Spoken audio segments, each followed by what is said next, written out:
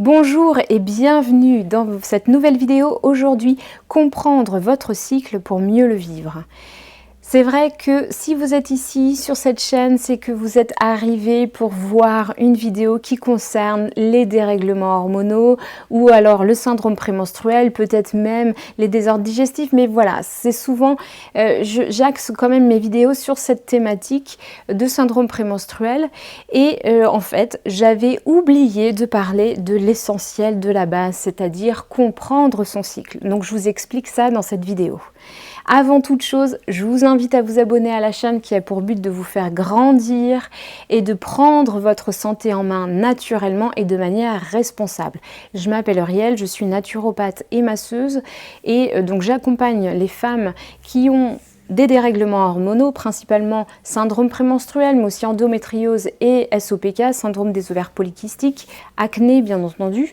Et j'accompagne aussi, une autre de mes spécialités, c'est d'accompagner les personnes qui souffrent de désordres digestifs. Et d'ailleurs, des fois, c'est assez en lien. Bref, aujourd'hui, j'avais vraiment envie de revenir sur la base, chose dont je n'ai absolument pas parlé dans les précédentes vidéos, ni même vraiment sur le blog naturiel.net, dans lequel j'écris aussi des articles qui concernent surtout cette thématique de dérèglement hormonal féminin.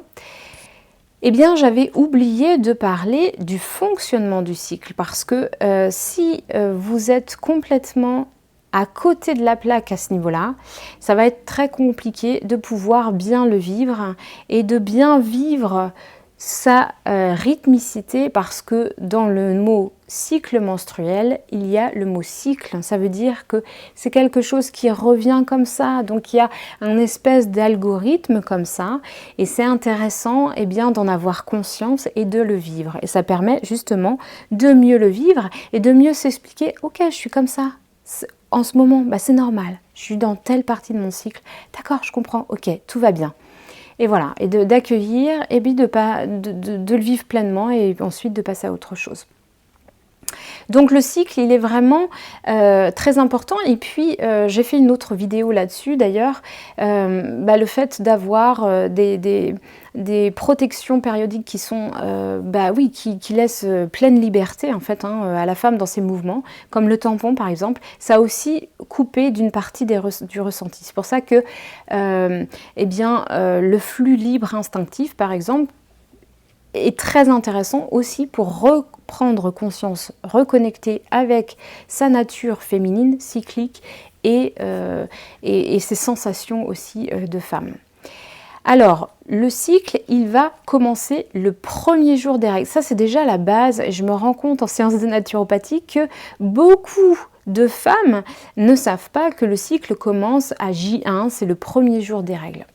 Et donc, des premiers jours des règles jusqu'à l'ovulation, on appelle ça la phase folliculaire, parce qu'il y a maturation du follicule ovarien. C'est un espèce de petit sac avec tous les ovocytes dedans. Il y en a un qui va pouvoir arriver à maturité. Au moment de l'ovulation, il va être expulsé, envoyé dans les trompes de Fallope jusqu'à l'utérus. Ok, donc ça c'est la petite histoire. Ça c'est vraiment pour la partie très très locale. Il y a maturation du follicule ovarien pendant toute cette période. Il y a aussi la glaire cervicale qui va pouvoir évoluer. La glaire cervicale, c'est comme un petit flux, une petite gelée, je ne sais pas comment dire, qui va boucher le col de l'utérus pour empêcher que tout et n'importe quoi rentre dans l'utérus, notamment des bactéries, mais aussi les spermatozoïdes. Quand c'est pas le moment, donc c'est fermé. Donc elle va être très courte, très, très dense, très opaque, et elle va vraiment fermer l'entrée. Ça, c'est la glaire cervicale. Et puis au fur et à mesure du cycle, et notamment autour de l'ovulation, la glaire cervicale, elle va changer, elle va devenir plus abondante, filante, transparente. On parle un peu de blanc d'œuf, notamment. En tout cas, cet aspect blanc d'œuf. Donc ça, c'est aussi important. Et puis, ça peut permettre aussi, cette observation de la glaire cervicale, notamment dans la technique de la symptothermie, de savoir où vous en êtes dans votre cycle. Au niveau vraiment hormonal, eh bien dans cette partie-là, dans la première partie de cycle, la phase folliculaire, eh bien il y a une augmentation des oestrogènes. Les oestrogènes, ils vont vraiment préparer à ça, à la fécondation. Ce sont aussi les oestrogènes qui, toute la vie de femme, eh bien, vont donner les caractéristiques dites féminines, hein, la peau douce, les formes arrondies, un peu moins de pilosité, la voix plus douce, etc. En tout cas plus aiguë, etc. Donc, ça va aussi amener à préparer le terrain pour la fécondation. Donc ça c'est très très important. Les oestrogènes, on le voit sur le graphique, elles augmentent, elles augmentent, elles augmentent, jusqu'à un moment où il y aura vraiment un pic. Au niveau de l'hypophyse qui est dans le cerveau, eh bien c'est pareil, il va y avoir différentes sécrétions et notamment il va y avoir une grosse sécrétion juste avant l'ovulation et c'est ce qui va déclencher l'ovulation, tout ce pic hormonal, hein, le pic d'œstrogène et pic de LH. Donc la lutéinisante hormone, la LH, va être sécrétée en masse quelques jours avant l'ovulation pour déclencher cette ovulation. Donc voilà, c'est comme ça que ça se passe. En général, il y a quand même assez d'énergie. En général, il y a des envies, des projets. Voilà, on a envie de faire des choses et tout ça. Il y a aussi un état d'esprit qui va avec ça, parce qu'il y a une certaine vitalité tournée un peu plus vers l'extérieur qui peut être constatée à ce moment-là. Autour de l'ovulation, ça va aussi changer ça, parce que, eh bien justement, l'ovulation, c'est vraiment un appel vers l'autre, hein, puisque justement, c'est la période où on peut être fécondable, on va dire, techniquement parlant. Donc il peut y avoir un regain d'énergie, un regain d'envie, un regain de libido également, qui va être associé à tout ce pic hormonal.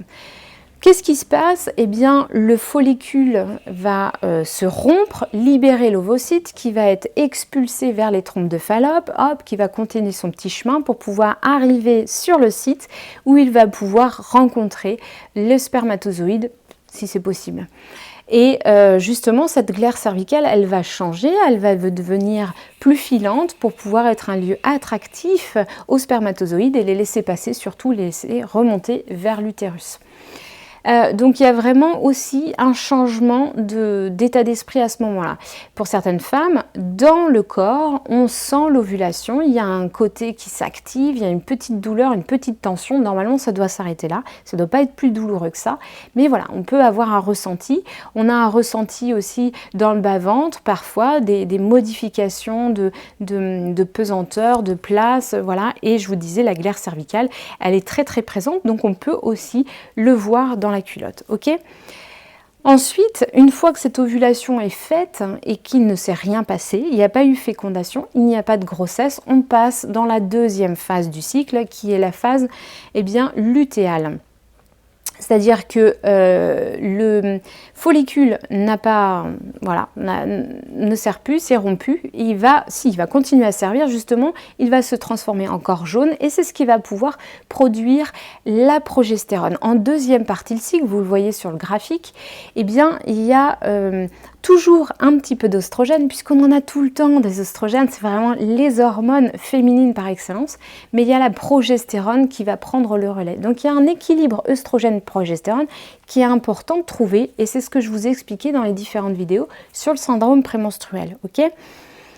Donc ça va devoir s'équilibrer. Si vous voulez, la progestérone, c'est celle qui, dans la grossesse, va faire un nid douillet au bébé, qui va se sentir bien, il va pouvoir se développer. Et puis quand il n'y a pas de grossesse, eh bien ça va permettre aussi l'épaississement de l'endomètre, de la vascularisation de l'endomètre, c'est-à-dire plus de sang au niveau de l'endomètre, pour qu'à un moment ça rompt et qu'il y ait les règles, ok, pour refaire un nettoyage complet, un reset complet, et puis la future chambre de bébé, elle est refaite chaque mois pour que ce soit tip-top, nickel, pour une éventuelle grossesse. C'est hyper bien fait. Donc dans cette deuxième partie de cycle, eh bien c'est là où tout est question d'équilibre. Normalement, du coup, il n'y a plus la fertilité n'est plus là, donc il y a une espèce de repli sur soi qui peut avoir lieu, une espèce d'intériorité. Il peut y avoir aussi beaucoup de fatigue qui peut s'expliquer aussi par tout ce qui se passe à l'intérieur, tant au niveau hormonal qu'au niveau de l'endomètre, de la muqueuse de l'endomètre qui gonfle, qui se charge de sang, etc. et qui va devoir complètement se renouveler. Donc voilà, cet équilibre il est assez important.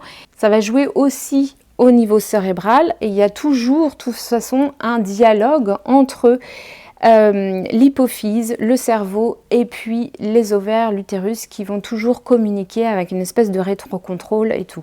Donc c'est vraiment très très important cette phase-là aussi jusqu'au premier jour des règles.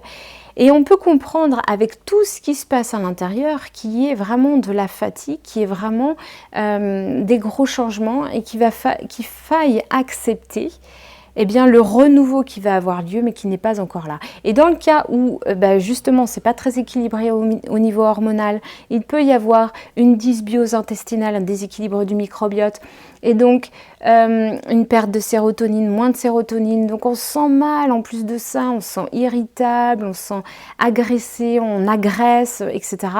Eh bien voilà, il y a vraiment une période qui est assez délicate et qui ne demande qu'à être régulée. Plus le cycle est naturel, plus ça va être facile de réguler. Mais bien entendu, même sous contraception hormonale, il peut y avoir, je vous disais, dans certains cas, ces fluctuations hormonales qui sont toujours là et qui peuvent être difficiles à vivre. Donc il y a une contraception d'à côté qui n'efface pas toujours les symptômes et qui, au bout d'un moment, peut devenir aussi assez invivable.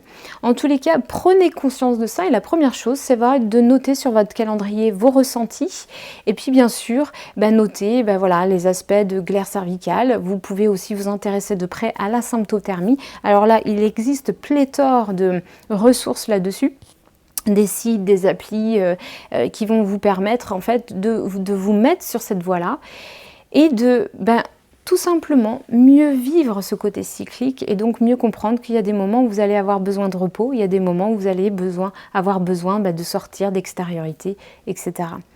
Voilà, j'espère que cette vidéo pourra vous servir, en tout cas vous mettre sur la voie de l'acceptation de qui vous êtes, c'est-à-dire que vous êtes une femme et que vous fonctionnez de manière cyclique. Merci à vous et à bientôt pour une prochaine vidéo.